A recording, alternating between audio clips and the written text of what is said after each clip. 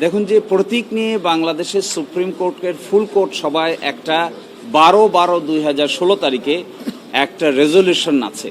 এই রেজলিউশনের কারণে election commission একটি পদক্ষেপ নিয়েছে।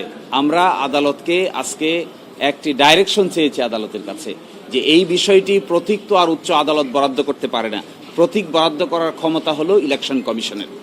মাননীয় আদালত যেন এই মর্মে একটি অবজারভেশন দেন যে এই ব্যাপারটি যেন ইলেকশন কমিশন উপযুক্ত সময়ে উপযুক্ত সিদ্ধান্ত নেন, এই মর্মে আমরা ডাইরেকশন চেয়েছি। আমরা আশা করি পূর্ণাঙ্গ রায়ে এই মর্মে ডাইরেকশনও উচ্চ আদালত কর্তৃক দেওয়া হবে ইনশাআল্লাহ। যখন দাঁড়িপাল্লা প্রতীক বাংলাদেশ জামায়াতে ইসলামী ব্যবহার করছে অনেক আগ থেকে, আর আমাদের সুপ্রিম কোর্টে দাঁড়িপাল্লা প্রতীক আসছে 1972 সাল থেকে। একই সাথে দাঁড়িপাল্লা যে প্রতীকটি ব্যবহার করা হয়েছে, বাংলাদেশে যত যে কয় সময় সংসদীয় ইলেকশন হয়েছে সব নির্বাচনে জামাত ইসলামী দাঁড়িপাল্লা প্রতীক নিয়ে অংশগ্রহণ করেছে, ইলেক্টেড হয়েছে, মন্ত্রী হয়েছে। ফলে জামাত ইসলামীর সাথে দাঁড়িপাল্লা প্রতীক ওতপ্রোতভাবে জড়িত।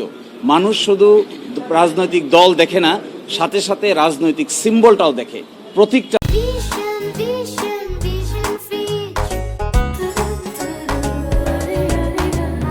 দেখে।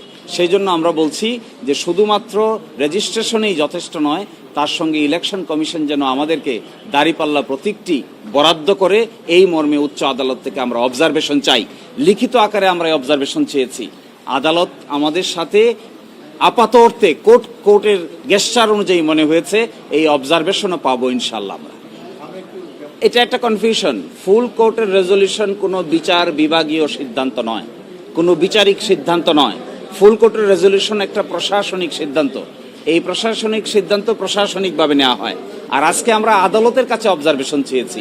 বাংলাদেশের সুপ্রিম কোর্ট সর্বোচ্চ আদালতের পক্ষ থেকে এই মর্মে অবজারভেশন দিতে আইনগত কোনো বাধা আমরা দেখি না। হ্যাঁ, আমরা এটাও বলেছি যে এখানে বাংলাদেশের সংবিধানের একটা অনুচ্ছেদ আছে 104, যাকে বলে কমপ্লিট জাস্টিস। এই কমপ্লিট জাস্টিসের থিওরি অ্যাপ্লাই করেও মাননীয় আপিল বিভাগ এই আদেশ দিতে পারেন। ধন্যবাদ।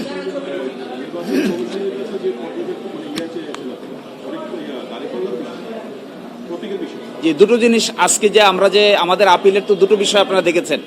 একটা হলো জামাত ইসলামীর নিবন্ধন।